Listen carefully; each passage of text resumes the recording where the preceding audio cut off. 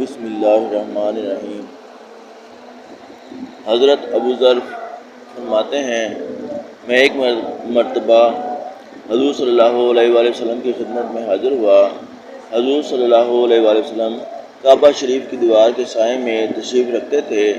مجھے دیکھ کر حضور صلی اللہ علیہ وآلہ وسلم نے فرمایا کہ کعبہ کے رب کی قسم، وہ لوگ بڑے خسارہ میں ہیں۔ میں نے عرض کیا، میرے ماں باپ آپ پر قربان، کون لوگ؟ حضور صلی اللہ علیہ وآلہ وسلم نے فرمایا کہ جن کے پاس مال زیادہ ہو، مگر وہ لوگ جو اس طرح خرچ کریں۔ آپ نے دائیں سے بائیں سے آگے سے پیچھے سے، لیکن ایسے آدمی بہت کم ہیں۔ حضرت ابو ذر زاہدین صحابہ رضی اللہ تعالیٰ عنہ میں سے ہیں، جیسا کہ پہلے بھی گزر چکا۔ ان کو دیکھ کر یہ ارشاد حقیقتاً ان کی تسلی تھی کہ اپنے فقر و زہد پر کسی وقت بھی خیال نہ کریں۔ یہ مال و متاع کی کثرت فی ذات ہی کوئی محبوب چیز نہیں، بلکہ بڑے خسارے اور نقصان کی چیز ہے، اور ظاہر ہے کہ یہ اللہ جل شانہ سے غفلت کا سبب بنتی ہے۔ روزمرہ کا مشاہدہ ہے کہ بغیر تنگ دستی کے اللہ کی طرف رجوع بہت ہی کم ہوتا ہے۔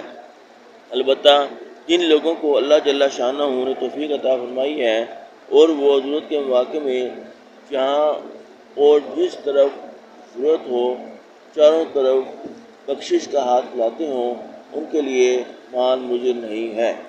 لیکن حضور صلی اللہ علیہ وآلہ وسلم نے خود ہی ارشاد فرما دیا کہ ایسے آدمی کم ہیں۔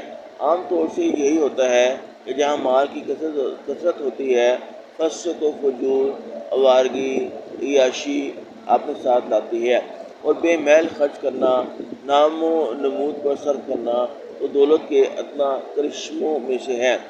بیاہ شادیوں اور دوسری تقریبات پر بے جا اور بے محال ہزاروں روپیہ خرچ کر دیا جائے گا، لیکن اللہ کے نام پر ضرورت مندوں اور بھوکوں پر خرچ کرنے کی گنجائش ہی نہ نکلے گی۔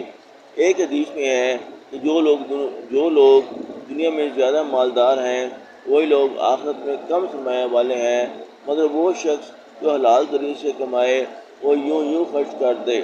میں مال اس کے لیے زینت و عزت ہے، اور جو اس کو امیدوں سے خرچ کر دے اور جو گن کر باندھ کر رکھے، اس کے لیے ہر قسم کی آفات کا پیش خیمہ ہے، پر اس کو بھی ہلاک کرتا ہے اور خود بھی اس کے پاس سے ضائع ہوتا ہے۔ یہ بے مروت کسی شخص کو دین یا دنیا کا فائدہ اس وقت تک نہیں پہنچاتا جب تک اس کے پاس سے جدا نہ ہو۔